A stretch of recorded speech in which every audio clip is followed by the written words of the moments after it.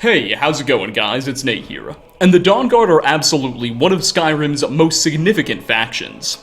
Based out of their fortress in Dayspring Canyon, just east of Riften, and known for their iconic custom armor set, the Dawnguard are essentially the good guys during the events of Skyrim's first major DLC, also named Dawnguard.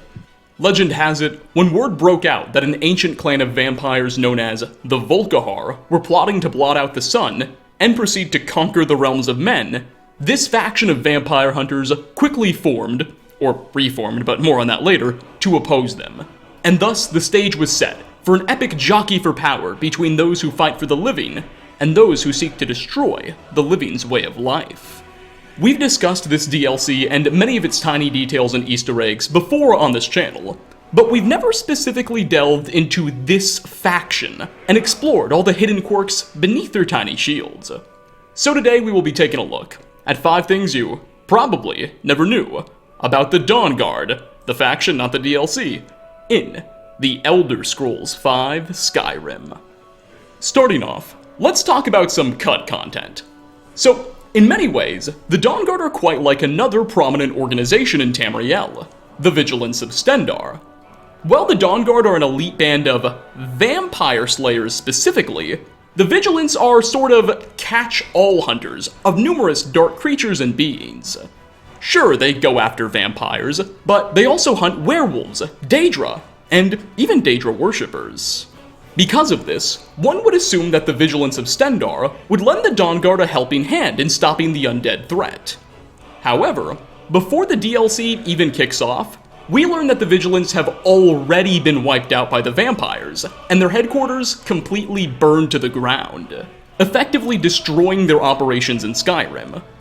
Throughout the story, we do encounter a couple of men and women from this monkly order. However, they're almost exclusively corpses, or enthralled slaves. There are like 2 survivors we do meet, but they die in the first couple of missions. What you may not have known, however, is that it seems Bethesda originally planned for the Vigilance to occupy a much more prominent role in the expansion, aiding the Dawnguard in a more direct way. Various cut dialogue and script files from Skyrim's game data imply that while the organization was always supposed to have been greatly weakened by the vampires, and their headquarters was still supposed to have been burned, there were initially going to be many more survivors. And in various instances, multiple armed vigilants were going to accompany the Dragonborn and Dawnguard in certain quests, almost like they were an entire reinforcing army. Furthermore, Fort Dawnguard would have served as the Vigilance's new home, and many more Vigilance of Stendarr characters were supposed to appear there. In many ways, it would have been kind of like the Dawnguard were absorbing the Vigilance. However, for whatever reason, Bethesda decided to scrap many of these elements, and instead just almost outright destroy the entire Stendarr organization altogether. Perhaps the developers feared that the presence of all of these characters could confuse players about faction allegiances. At least, that's my theory. Or maybe they just had trouble implementing all of these NPCs everywhere and decided to scale back for performance reasons. Whatever the truth, only Stendarr knows, and Stendarr won't tell. Next on our list, whether or not you choose to side with the Dawnguard or the Volkihar vampires in the DLC, an essential ally you will meet along the way is a woman named Serana. She's a vampire lady, who for the last couple thousand years was locked away in a sarcophagus below ground, and is actually the daughter of Lord Harkin, the leader of the Volkihar vampires. Serana will assist us in numerous quests, and becomes a prominent follower. Indeed, she even has a sort of cult following within the Elder Scrolls V community, as many players have fallen in love with her. Well, a tiny sweet detail you may have missed is that if you choose to side with the Dawnguard and bring Serana into their fortress, you'll get to slowly watch as the soldiers there grow progressively more and more tolerant of her. You see, because Serana is a vampire, initially, virtually everyone in the Dawnguard faction treats her with a level of disgust, and it's obvious nobody trusts her. The leader, Isran, frequently refers to the woman as an it and a thing, refusing to call Serana by her own name, or even recognize her humanity. Numerous other members follow suit.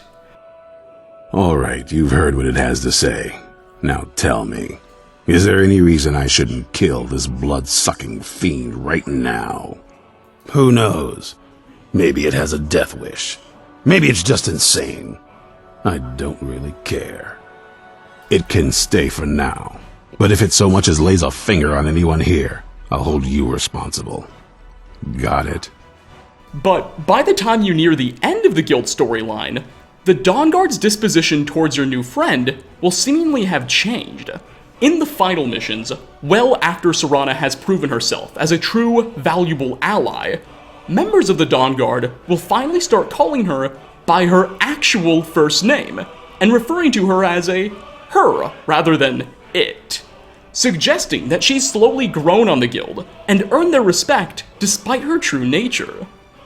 Indeed.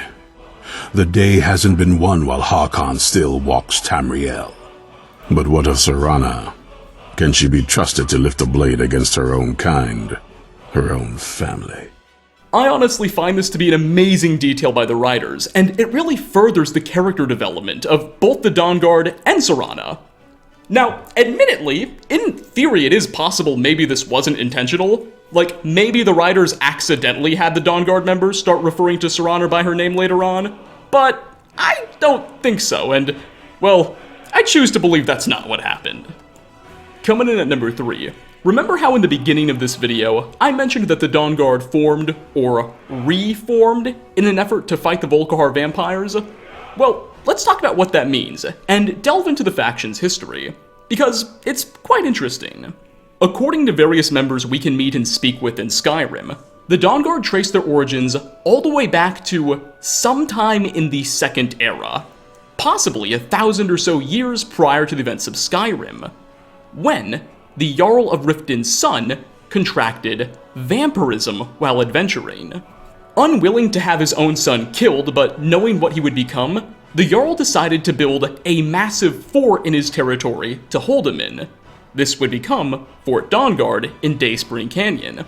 To protect this fort and keep his child under control, as well as deter any potential assassins, the Jarl hired an elite band of mercenaries, who would soon take up the name the Dawnguard. Possibly because they were guarding a fort in Dayspring Canyon, which sounds like you get the idea. Anyway, while watching over this kid, members of the Dawnguard got to witness vampirism firsthand, and they developed a hatred of it. Seeing the boy and what it did to him and how sad it made his family made members of this mercenary organization fanatically hateful and fearful of all vampire kind. Sadly, sometime into their mission, the Dawnguard soldiers killed the child. It's unclear why. Maybe the kid was just becoming too threatening, or he lashed out and attacked someone and they did it in defense, or maybe they just really hated him. With the boy they were assigned to protect now dead, the Dawnguard's mission was effectively over and failed.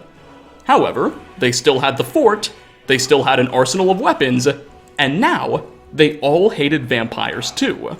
So, they decided to just start hunting down vampires across Tamriel. Thus, the modern interpretation of the Dawnguard was born.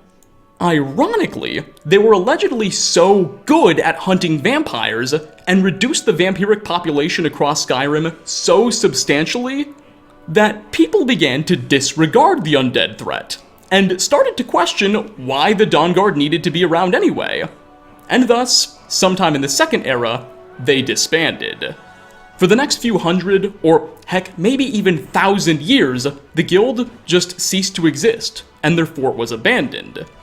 Though, just before Skyrim begins, a vigilant of Stendarr named Isran, who was especially worried about vampires and angry that he felt the vigilants weren't doing enough to stop them, decided to leave the vigilance of Stendarr, along with numerous members, who all went over to Fort Dawnguard, and decided to reform the organization.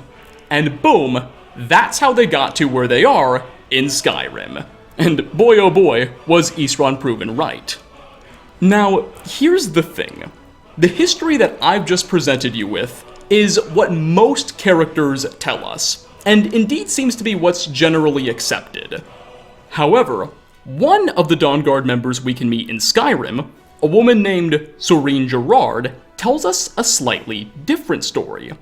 She doesn't dispute that the Dawnguard were created as mercenary babysitters for a Jarl of Riften in the Second Era, but she argues these mercenaries didn't eventually kill the kid and decide to start hunting vampires.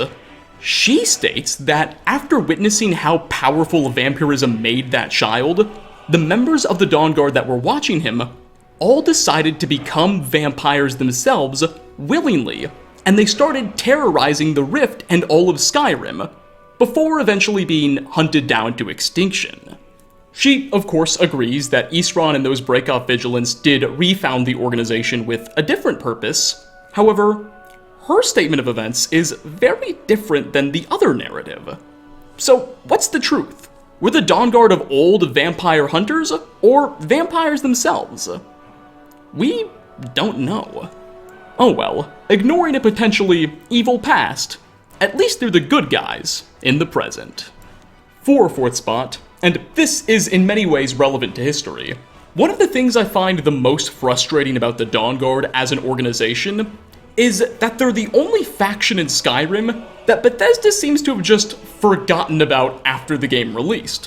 What I mean by this is, aside from the Dawnguard DLC, no other Elder Scrolls games or apps or properties reference the faction at all. Zil, zip, none.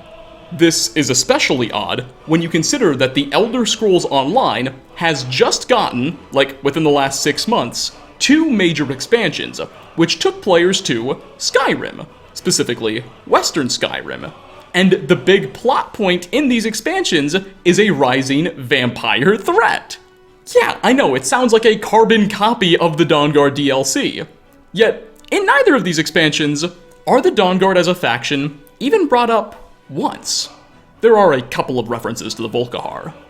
This lack of attention given to the Dawnguard as a faction, who, by the way, were founded way back in the Second Era apparently, around the same time ESO is taking place, has led many players to believe that maybe their entire history was bogus. Maybe the Jarl of Riften never did create them when he built that giant fort to house his son. Perhaps that entire story is just not accurate and the fort was built for some other reason. And Isran and everyone just believes in a fairy tale. Alas, after hours of digging, I was able to find one other Elder Scrolls game that references the old Dawnguard, and seems to prove that they at least did really exist. The Elder Scrolls Blades, Bethesda's mobile game, which actually just left early access like a month or 2 ago. In this game, we can find various artifacts in chests sporadically throughout the world, and one of the artifacts we can find is a sword called the Guardian's Claymore. Its description reads, quote, "The silver and gold sword known as the Guardian's Claymore was bestowed upon the first leader of the Dawnguard back in the Second Era, and is renowned for its ability to block attacks. Its effects allow the player to gain +9 resistance to physical damage while your health is critical, enables you to increase the physical damage you do when your health is critical, and finally, causes enemies stunned by your blocks to receive more damage when you hit them." So all of its effects are blocking related too, essentially. No matter, this sword is it. The single Dawnguard reference we found in the entire Elder Scrolls franchise beyond Skyrim. However, it does reinforce the story that the Dawnguard at least did exist in the Second Era, and judging by the fact that all of the sword's effects are relatively defensive related, it seems to lend substance to the idea that they really were vampire hunters, and not vampires themselves, thankfully. Either way though, our boys in armor really do deserve more attention from Bethesda, or really ZeniMax Online Studios, and hopefully they get a little bit more of it, and the lore is expanded in future entries. And finally, last on our list, remember Serene Gerard? She's the girl who told us that alternative theory about the Dawnguard's origins? Well, let's zoom in on her, and in a second, let's take a look at her family history. So, Serene Gerard does not begin the game as a member of the Dawnguard faction. In fact, we first meet her when Isran orders us to go find her and ask her to join the newly forming guild. Apparently, him and her have a bit of a past, and she's an expert on technology and dwarven artifacts. So we go out, we meet her, and we ask her to join. Of course, she accepts. She will then move on over to Fort Dawnguard, and will remain there for the rest of the game. Though, if you've ever played the Elder Scrolls IV Oblivion, Serene's last name, Gerard, might sound a bit familiar. And that's because you've heard it before. The Elder Scrolls IV Oblivion's final content add-on was called Fighter Stronghold.